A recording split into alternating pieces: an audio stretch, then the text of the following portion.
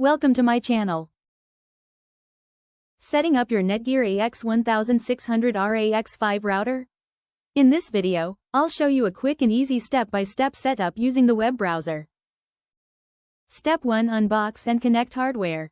First, take your Netgear RAX5 router and plug it into a power source. Now connect the Ethernet cable from your modem to the internet port on the router. Wait until the power and internet lights turn stable. Step 2. Connect to router network. Next, connect your device, laptop or mobile, to the router's default Wi-Fi network.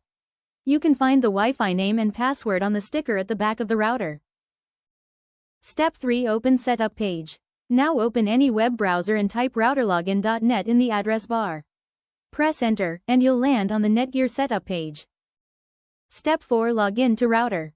You'll be asked to log in. Enter the default username as admin and password as password, unless it's already changed. Then click Login to continue. Step 5. Configure internet and Wi-Fi settings.